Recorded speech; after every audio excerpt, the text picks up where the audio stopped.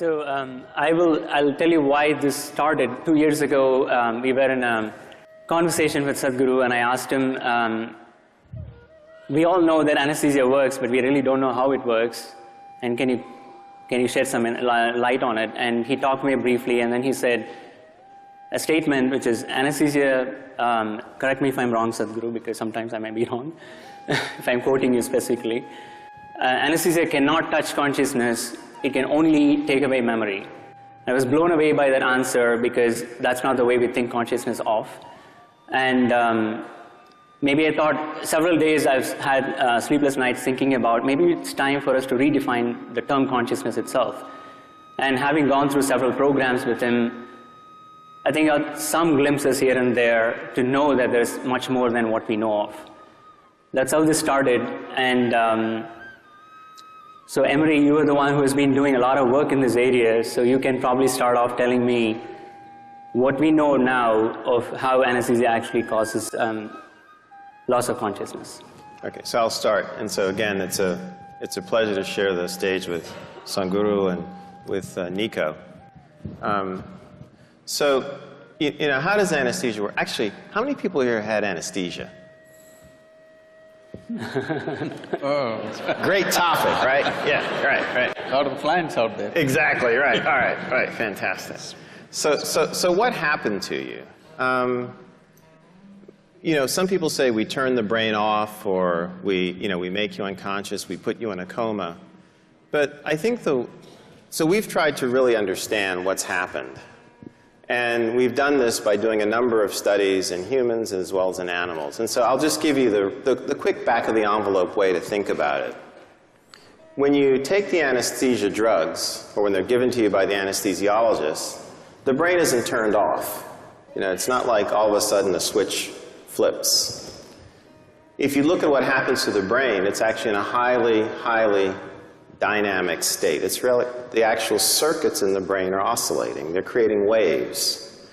And to give you some sense of this, if you look at my hands like this, and they're oscillating now, this is the way your brain is in a normal state of, forgive me, consciousness, right?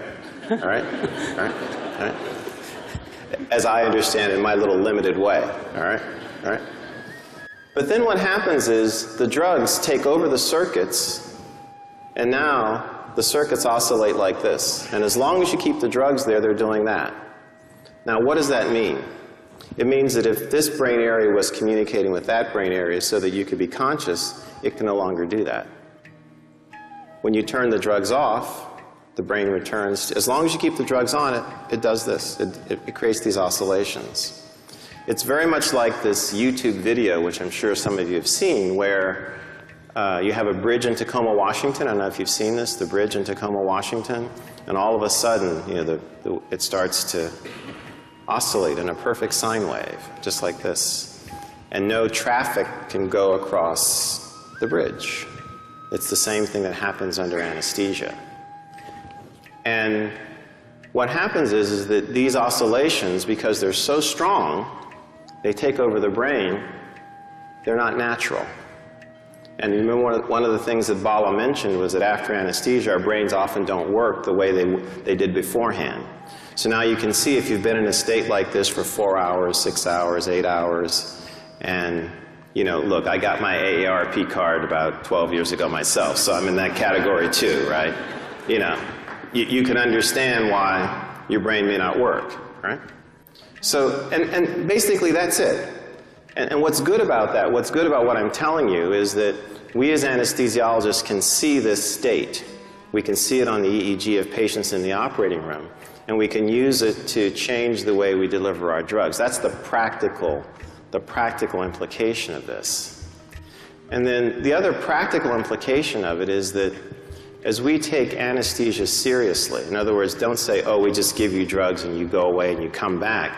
As we take it seriously and study it, then we can start interacting with our neurology colleagues and make links between problems that they're working on. We can actually begin to have conversations with, you know, distinguished individuals like Sadhguru, who can help us understand what is it we're actually doing on a deeper level. But if we haven't taken what we do seriously in terms of what's happening in the brain, we're not in that position.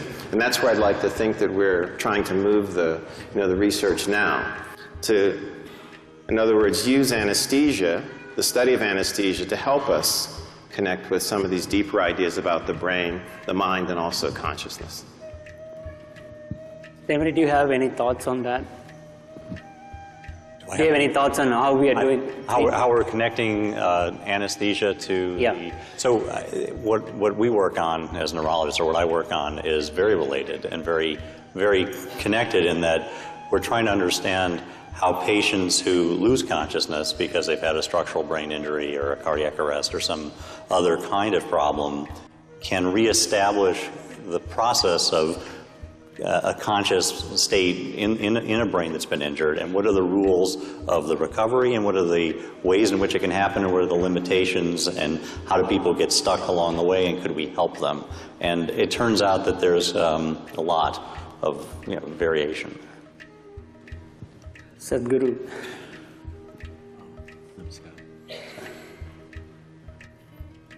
Dr. Brown and Dr. Skip, highly accomplished doctors in their areas of proficiency, but I'm completely unschooled. So, because for me, the only way I know anything I know is from my own experience. So my language and my expression could be a bit abrasive, or if it seems abrasive, please pardon me because I'm nearly illiterate. So,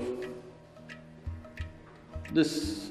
first of all, the nature of the language that we are speaking, I'm talking about the English language. This language is very good for describing and defining external things, but is very limited when it comes to internal dimensions of many aspects of who we are. So, if we have to use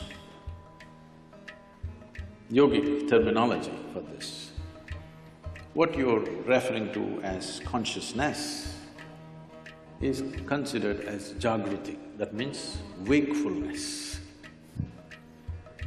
We do not consider wakefulness as consciousness. Wakefulness is the state of the body, wakefulness is the state of the mind, wakefulness is the state of the bioenergies within us, but that's not consciousness. What you're seeing as physical body, well, one thing I would like to clarify is, we do not look as brain as a very significant aspect, because we see intelligence is right across the system.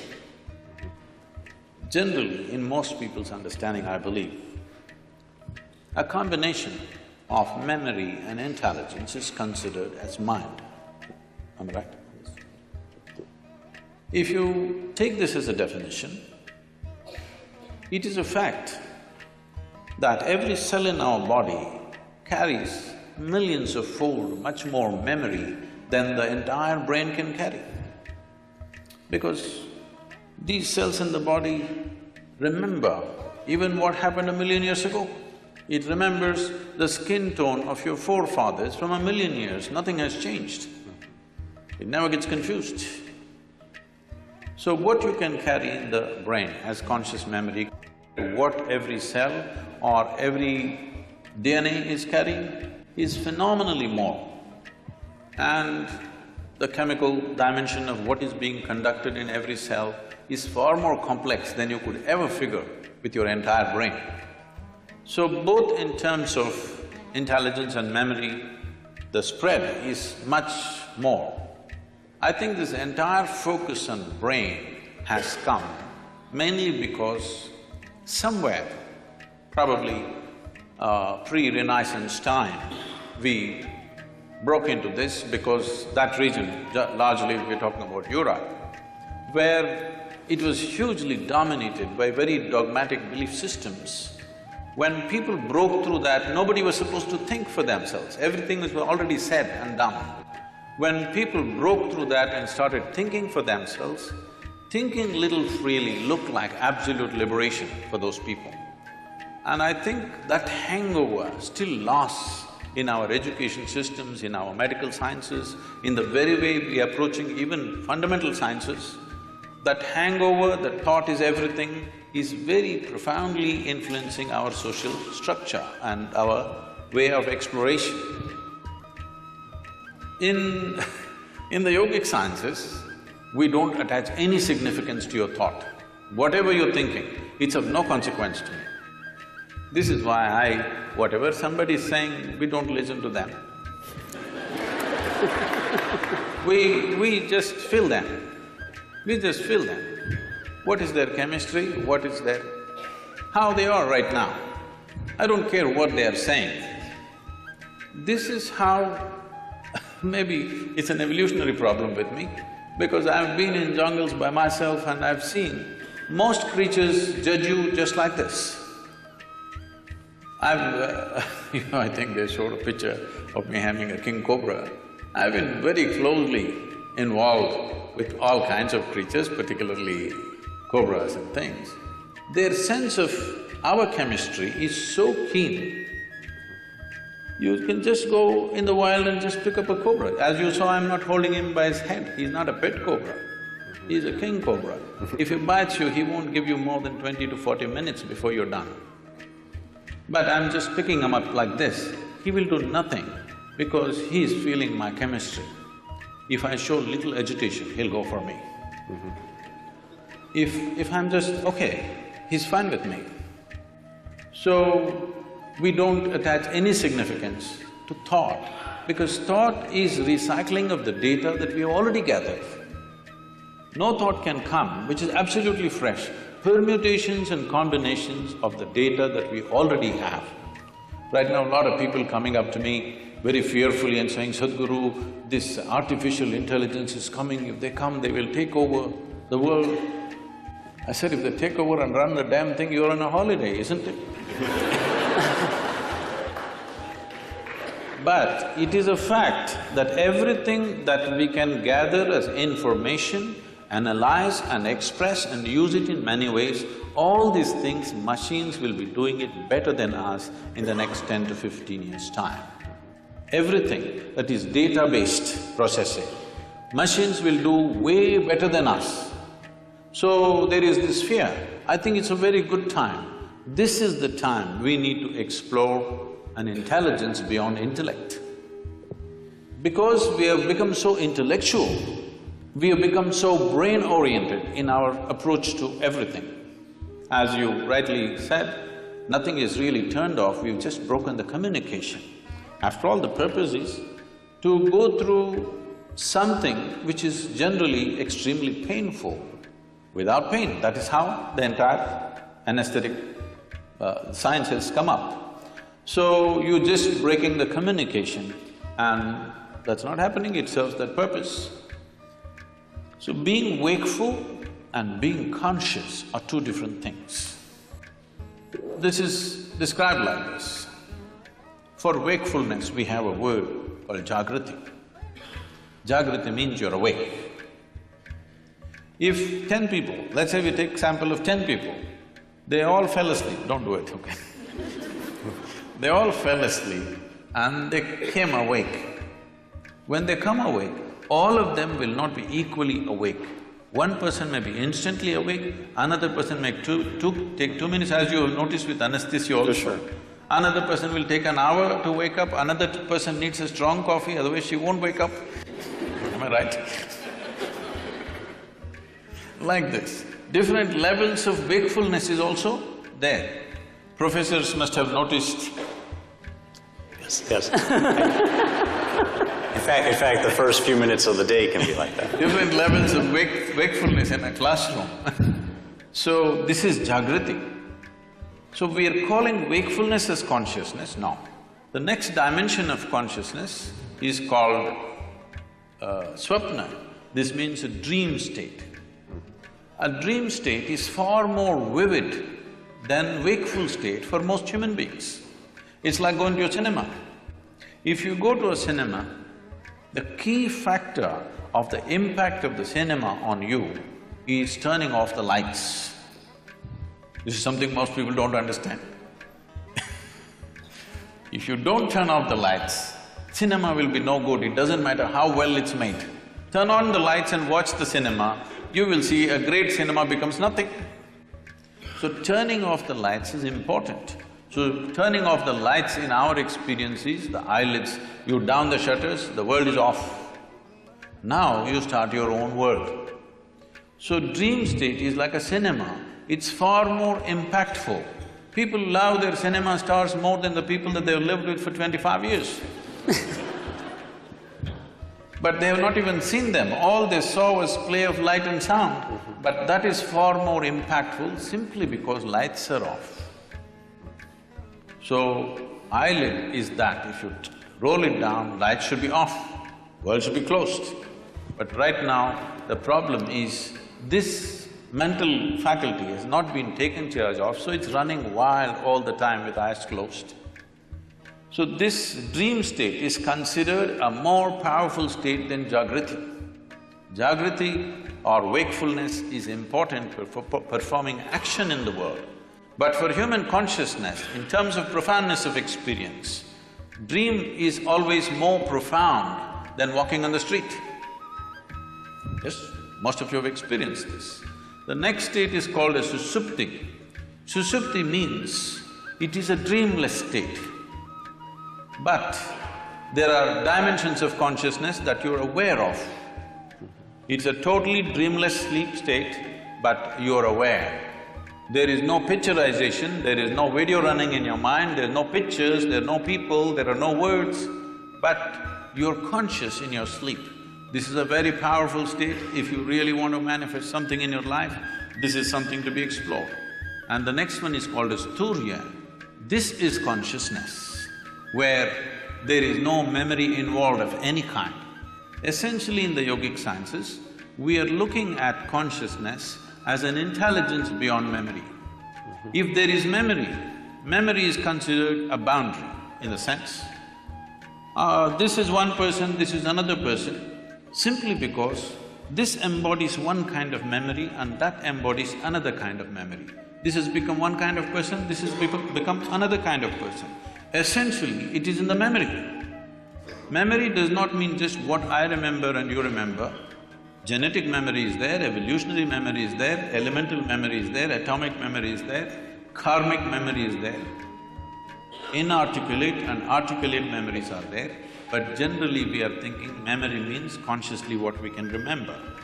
But today, if we eat dog food, we'll not become dogs. Something within us remembers, no matter what you eat, this has to be only transformed into a human being. It doesn't matter what you eat. If you and a cow every day eat a mango, no merger will happen. Perfect memory is established, evolutionary memory is absolute. So, these different dimensions of memory are playing on a daily basis. People are thinking their thoughts are free. It's a joke because your memory is determining everything. So, largely in one single word we call this karma. Karma means the residual impact of all the memory that you have, how it is impacting every thought, every emotion, every action, the very way you sit and stand. See, if you see somebody walking far away, let's say half a mile away you see someone walking, if he's your friend, just the way they're moving their body, you say, oh, that's him. There are 7 billion plus people, but this particular man walks in a unique way, all right? Just two-leg walking, everybody walks, but still it is so unique. So this is what we are referring to as karma, that the residual impact of memory, varieties of memory. We recognize memory as 8 basic forms of memory, which are determining how you are right now. The very way you sit, stand, breathe, understand, perceive life is determined by this memory. But there is an intelligence beyond memory, which we call as Turiya or Chitta. This is consciousness. Now, every one of us is conscious. The question is only of degree. Even a rock is conscious, a dog is conscious, a pig is conscious. The question is only of degree, how conscious. Even among us, how conscious is different from person to person. So, this degree of consciousness determines everything. Now, if we have to give an analogy, what is memory is like, I'm sure every one of us at some stage in our life, I don't know if you're still doing it, we blew soap bubbles. Did you? Hello? Come on, everybody raise their hand for anesthesia. Did you?